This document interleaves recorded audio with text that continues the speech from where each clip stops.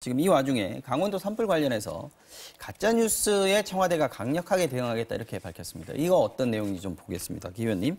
네. 내용이 이겁니다. 지금 산불이 난 날이 4월 4일, 지난 금요일이었나요? 목요일이었나요? 네, 목요일이었죠. 신문의 날이었는데 마침. 이날 저녁에 이제 문재인 대통령이 프레스센터에서 열리는 신문의 날 행사에 참석을 했습니다. 여기까지 맞고요. 근데 이 이후에 마치고 나서 신문사 사장들과 함께 문재인 대통령이 술을 마셨다라는 유튜브 방송의 내용이었어요. 이 의혹 제기였고요. 아니면 아니라고 밝혀라 뭐 이런 식으로 돼 있고 보톡스 맞은 거 아니냐라는 의혹도 또 제기를 했습니다. 이게 마치 이제 사실처럼 퍼지고 있어가지고 청와대가 강력 대응한 것 같은데요.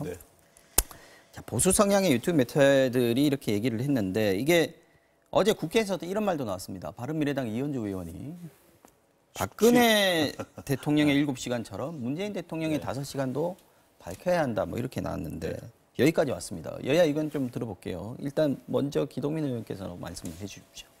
이 부분을 어떻게 지금 봐야 됩니까? 전라도 사투리 중에 얼척없다는 얘기가 있습니다. 진짜 어이가 없죠. 그리고 대단히 이 의도성이 강한 그러니까 이 용서할 수 없는 저는 이 참주선동이라고 생각하거든요. 그러니까 과거에 대통령이 대통령직을 제대로 수행하지 못한 것에 견주어서 없는 사실을 이건 가짜 뉴스가 아닙니다. 허위 사실을 유포하는 중대한 범죄 행위인 것이죠.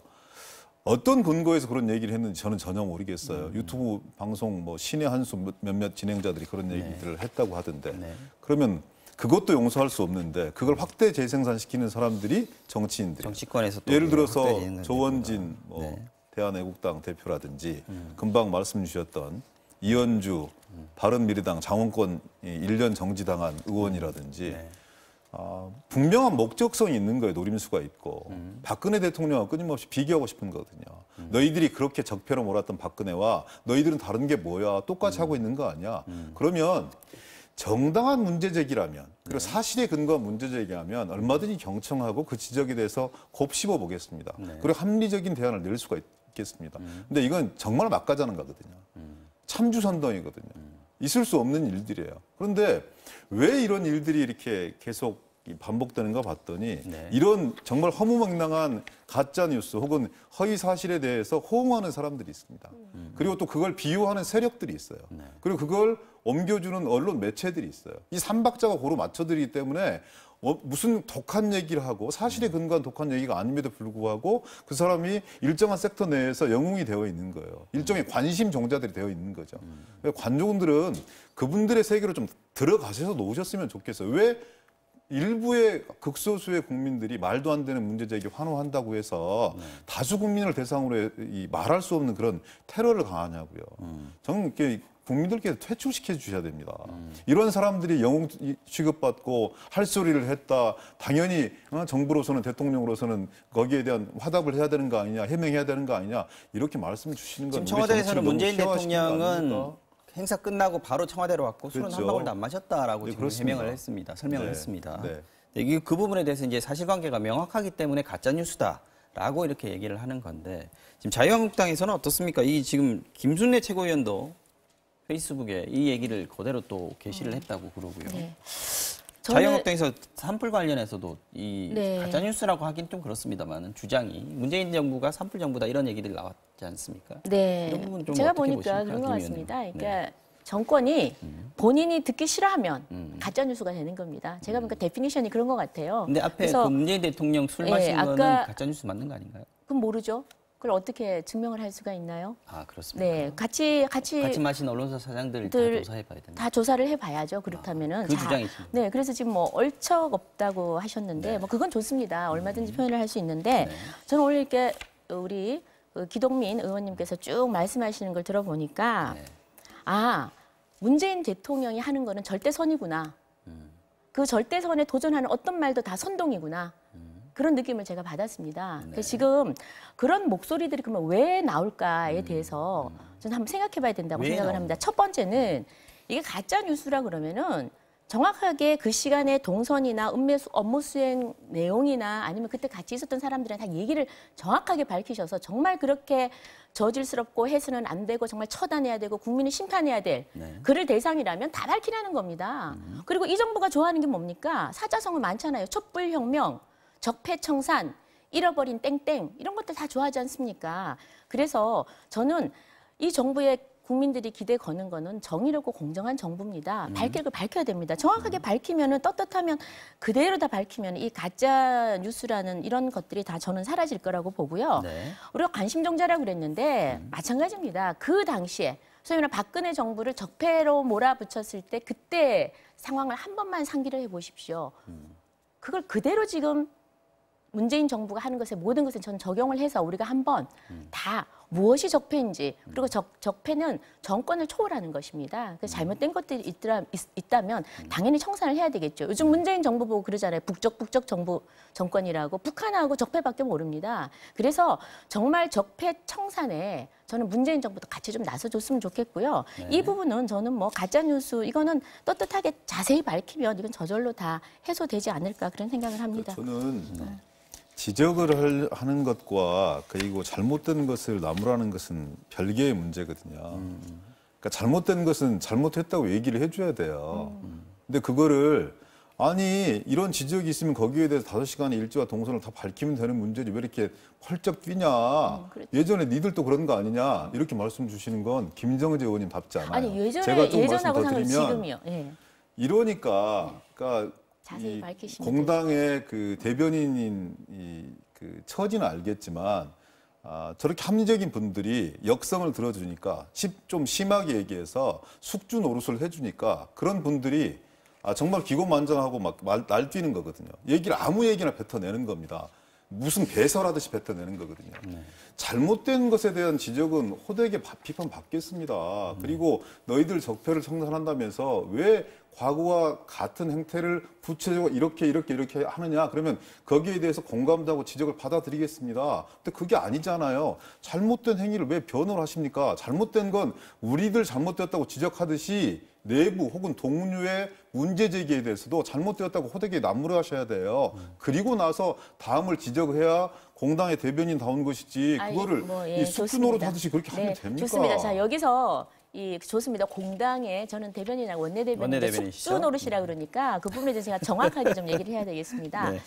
자, 제가 좀 전에 언급하신 모 의원님들에 대해서 편들어 드린 건 전혀 없습니다. 소위 가짜 뉴스라고 하니까 가짜 뉴스가 이다 아니다를 밝히는 거는 그냥 5시간을 정확하게 밝히시면 되는 거예요. 5시간 어떻게 밝혀야 됩니까? 정확하게 밝혀야죠. 그때 지금 일부 유튜브 방송에서는 분단위로 밝혀라 이렇게 얘기하고 있는데. 박근혜는 초단위로 밝히라고 그랬어요. 네, 박근혜 정부 때는 좋습니다. 초단위로 밝히라고 그랬습니다. 박근혜 대통령이 7시간 하고 문재인 대통령이 5시간 하고 사실 등가성이 있습니까? 자, 우리가 등가성이라는 게요. 자, 그러면 한번 정확히 따져봅시다.